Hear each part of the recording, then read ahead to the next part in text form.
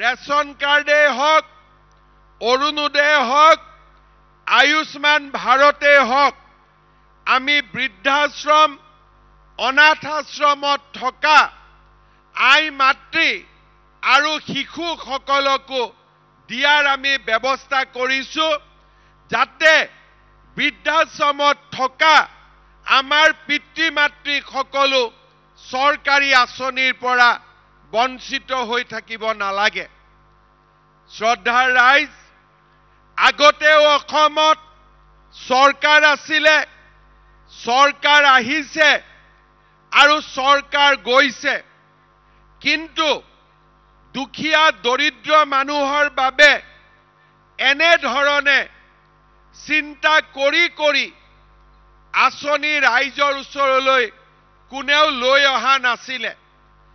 প্ৰথমতে ৰেচন কাৰ্ডখন থাকিলে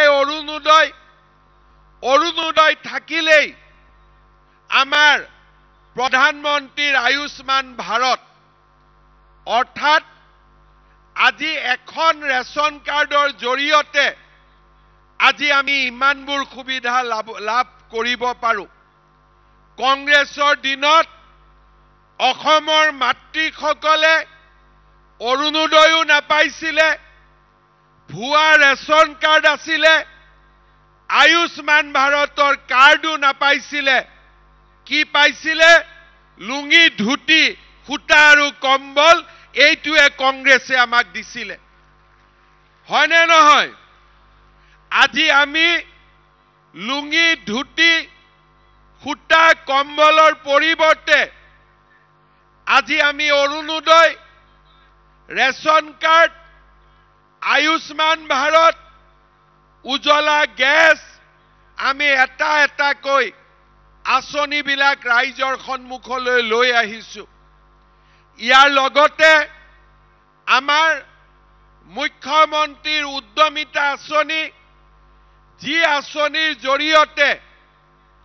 আমাৰ আত্মসহায়ক গোটৰ সদস্যসকলে লাখপতি বাইদেউ হবৰ বাবে 10,000কৈ টকা পাব তাৰো তৃতীয় আৰু শেষ পৰ্যায়ৰ ভেৰিফিকেশ্যনৰ কাম আজি তীব্ৰ গতিত চলি আছে 28 তাৰিখৰ ভিতৰত এই মাহৰ 28 তাৰিখৰ ভিতৰত আমি ভেৰিফিকেশ্যন সম্পূৰ্ণ কৰিব খুজিছো যাতে খুব সোনকালে আমি আত্মসহায়ক গোটৰ সদস্যসকলৰ বেংক একাউণ্টত 10,000 টকাকৈ আমি পঠিয়াব পাৰো শ্ৰদ্ধাৰ ৰাইজ ইয়াৰ উপৰিও আমি আৰু কেইটামান দিশ পৰীক্ষা কৰি আছো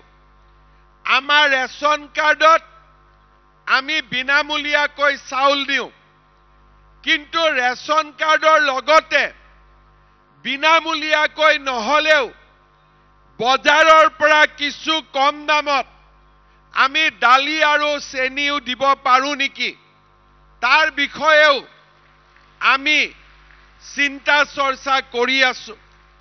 আমি ভাবিছো যে আমি যদি 4 জনীয়া এটা পৰিয়ালক অন্তত 1 কেজি দালিও বজাৰতকৈ যদি 25-30 টকা কম দামত দিব পাৰো বিনামূলীয়া চাউল আৰু কম দামৰ দালিৰে আমাৰ পৰিয়ালটো যথেষ্ট উপকৃত হ'ব পাৰে তেনেকৈ চেনিৰ যদি বজাৰৰ দাম 70 টকা আমি যদি 15 টকা 20 টকাও কমত দিব পাৰো তেতিয়ালে তাৰ পৰাও বহু ৰাইজ উপকৃত হ'ব পাৰে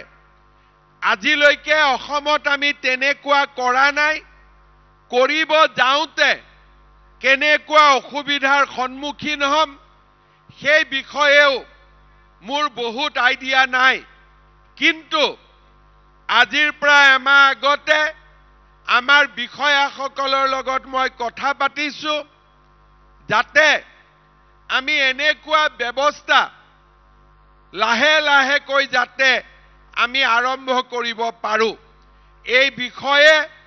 ৰূপৰেখা প্ৰস্তুত কৰিবৰ বাবেও মই খাদ্য আৰু অসামৰিক যোগান বিভাগক ইতিমধ্যে দায়িত্ব দিছো আৰু মই আশা কৰিছো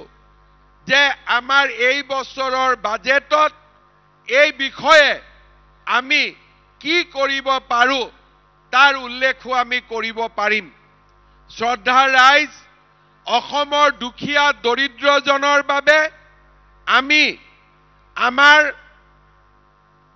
যি সেৱা সেই সেৱা আমি অব্যাহত ৰাখিছো চৰকাৰী চাকৰিয়ে হওক দৰিদ্ৰজনৰ সেৱাই হওক মুখ্যমন্ত্ৰীৰ উদ্যমিতা আঁচনিয়ে হওক আত্মনিৰ্ভৰ অসম আঁচনিয়ে হওক আমি আমাৰ ৰাজ্যখনত দুৰ্নীতি আৰু পক্ষপাতমূলক ব্যৱস্থাৰ পৰিৱৰ্তে অতি স্বচ্ছতাৰে